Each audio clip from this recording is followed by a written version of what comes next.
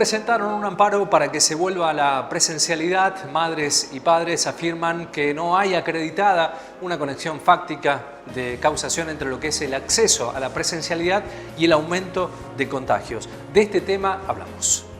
Bueno, básicamente en tiempos pandémicos, donde tanto se ha instalado el tema de la presencialidad o no, del dictado de clases, ustedes han hecho una presentación de un amparo para que vuelva la presencialidad. ¿De qué se ha tratado esto?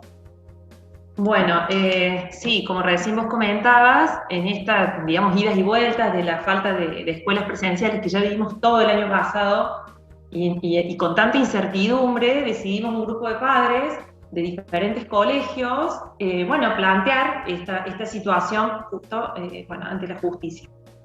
Con la idea precisamente de que se diera una instancia de diálogo y de valoración por parte de un tribunal que tiene esta posibilidad, a los fines un poco de abrir el debate y de verificar si efectivamente están dadas las condiciones desde lo técnico y jurídico, también desde lo científico, que tiene una vinculación. Después, si quieres, explico un poco lo que es la adecuación de estas medidas restrictivas, porque están afectando derechos fundamentales de sujetos vulnerables que son los niños y adolescentes. Entonces entendíamos que esta era como la vía correcta, porque el ciudadano no tiene otra forma de llegar, digamos, a ser valoradas las decisiones, ¿no?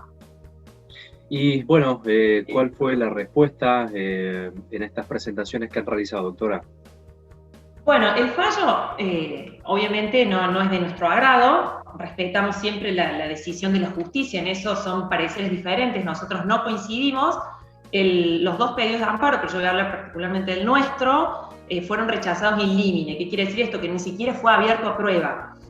Nos parece que, digamos, que es una pérdida, porque en definitiva, precisamente, cuando uno acude a la justicia, lo que espera es que el juez tenga elementos suficientes para poder hacer una valoración fundada. ¿Por qué decimos esto? Porque uno de los planteos por los cuales el tribunal rechaza el amparo es la ausencia de conocimientos técnicos científicos sobre las cuestiones epidemiológicas.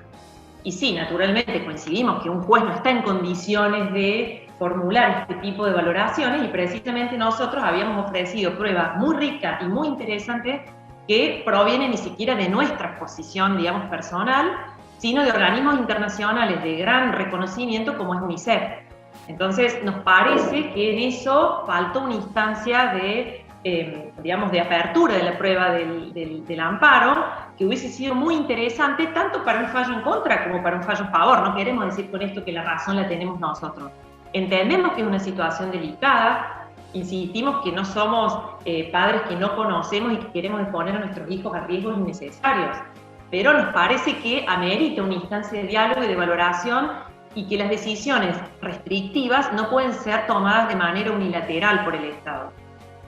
Doctora, usted mencionó que se basaron en algunos lineamientos que tenían que ver, creo que con la OMS o algunas recomendaciones internacionales. ¿Cuáles fueron algunos? Bueno, lo que UNICEF recoge son estudios de varios organismos científicos, incluso del Reino Unido, por ejemplo, donde se detectaba que la presencialidad no es un índice en el aumento de contagios. A ver, no estamos diciendo que el virus no puede llegar a contagiarse dentro de una escuela. La posibilidad la tenemos desde el día 1 en que ponemos un pie fuera de nuestras casas, ¿sí? Para ser sensatos y hablar con cierta, digamos, coherencia. No estamos planteando eso. Lo que UNICEF recoge, y lo señala con mucha claridad, es la ausencia de lo que podríamos decir un vínculo de causación. Es decir, la presencialidad en las escuelas no genera un aumento en los casos, ni es un lugar donde se propicie el contagio. ¿Por qué? Bueno, porque precisamente con los protocolos implementados se pudo probar que los niños están contenidos y controlados dentro de ese marco que es la escuela. ¿Cuáles han sido las experiencias en países de la región, doctora, o en países de Europa que ustedes han tomado de referencia? ¿Hemos tenido tanta no presencialidad en la asistencia a los colegios? Claro, ese es uno de los puntos que nos llama mucho la atención y que incluso podemos tomar de la misma Cava, donde se decía que era un riesgo tremendo, y sin embargo ellos, cuando se levantaron las restricciones, digamos, cuando la Corte le dio la posibilidad de mantener la presencialidad, no hubo un disparamiento de casos que genere precisamente el riesgo que se consideraba que podía llegar a suceder. Países como España y en general ningún país podemos decir que ha mantenido el rigor de la no presencialidad como nosotros. Entonces nos parece precisamente que es una pena que no se tomen en consideración todos los datos técnicos y científicos, insistimos que no es que son opiniones personales nuestras, porque tampoco estamos en condiciones, sino de organismos tan relevantes como UNICEF. Ustedes han hecho mención a algún dato que tiene que ver con la política gremial, ¿no? No, la verdad que no. Eso surgió, o sea, sí y no, ¿qué te quiero explicar? Que eso surgió en la entrevista con Miguel Clara en Cadena 3, donde él me comentó en esa instancia que cuando nosotros presentamos el amparo, me dice, miren que ahora ya salió UPC a sostener que no están dadas las condiciones epidemiológicas.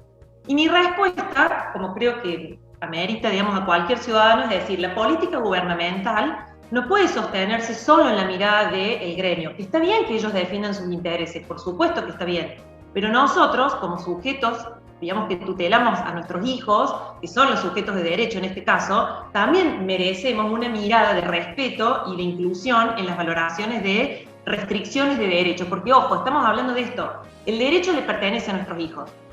El Estado, de alguna manera y con cierto criterio, no dudamos, y de la buena intención, invade y restringe el derecho. Esas restricciones tienen que ser claramente, para en esto que yo hablaba de la parte técnica jurídica, tienen que ser excepcionales. Y como bien lo señala la Corte, pero también lo dice la Constitución Nacional, siempre y cuando no se desnaturalice el derecho. Entonces, esas reglamentaciones que invaden de alguna manera una prerrogativa que el sujeto tiene por sí mismo, tiene que gozar de ciertos requisitos que no se están verificando en este momento y que precisamente el juez es el que tiene la competencia para hacer un análisis más profundo.